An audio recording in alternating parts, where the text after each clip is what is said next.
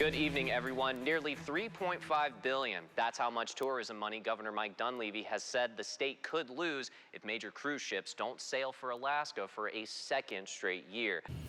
Before greenup completely takes over, the grass is like a blanket of tinder across the state. Tim Mowry with the Division of Forestry reminds us that it's not all debris burning, burn barrels, or barbecues gone wrong that start fires in Alaska.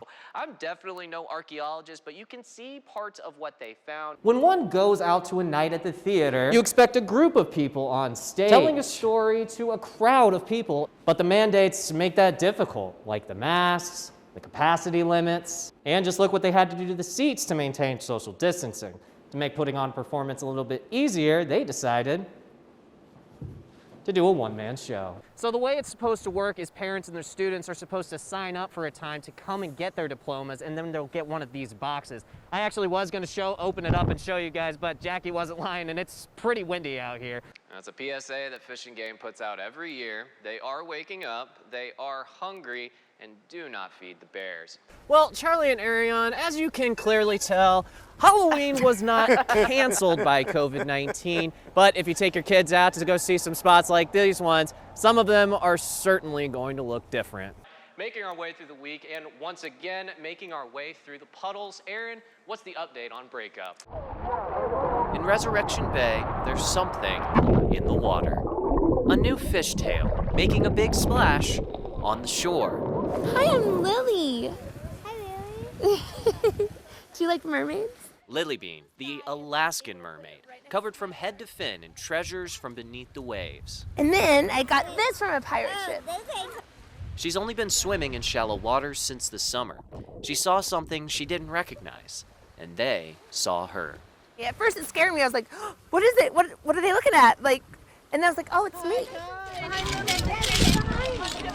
Bearing gifts from the sea, the children teach Lily a thing or two about life on the land. Oh my goodness. That is so much better than seaweed. These new friends she's made, they have a lot of questions. Wait, how did you get these tattoos? Octopus. What's your question, honey? But there is one that everyone is wondering. So everybody always asks me, how the heck do I stay warm in these waters? One night I was swimming and I saw the star fall, and then I saw the ocean was glowing. So I went down to the bottom and I found the star. And I held it close to my heart, and then I stayed warm. All the warmth went into me. Even in the water, even with all the magic, Lily wasn't immune to the story connecting all of us right now. So I ended up out here because I got COVID-19. And I was told I wouldn't be able to continue swimming.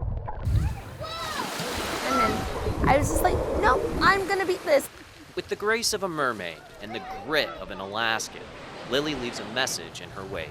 To let every single one of you guys know that no matter what, everything is gonna be okay, and that you are all important, wanted, loved, and needed. And the world is so amazing because you guys are in it. And amazing because now she's in it too. Taylor Clark, Alaska's news source. It feels awful because there's so much here, and then the longer it sits here, the more I have to pay for, and then I'm wondering, is this going to be covered? Is this going to be taken care of? Questions floating around April Whitmire-Polis's head since the end of October, when her Airbnb listing for a family get-together turned into this. They turned my house pretty much into a bar, dance club, but with no bouncers or anybody to control it. She says the party went on for hours into the early morning, warranting noise complaints from the neighbors before the cops came. No, not those cops. The actual state troopers. We got young 17-year-old girls coming into a house ran by 25-year-old plus males. Scary. And now she's left with the mess. And there's major scratches. Look, there's even somebody's fingernail on the floor. That's not even the half of it. The entire house is messed up. There's broken tile, the floors are sticky, and look at the kitchen island. So we were thinking that they were, pushing it over so they can try to get more dance space. Pola says her husband built the house, but they still got a second opinion on cost of repair. And they got up to around $40,000 for everything. But what's Airbnb doing about it? They said it multiple times, they only fixed the damaged area. And to me, this whole floor is damaged. I've been in contact with Airbnb spokespeople, and they tell me they do give a $1 million guarantee for property damage. But they have to send their own claim specialist to assess the damage. Only problem is, they don't have one in Alaska. So now, Polis' house is just sitting there, racking up bills, and not making any money. There's still electricity bills, there's still, cable bills, internet bills for, the guests, there's heat, electricity, the mortgage, they still want their money.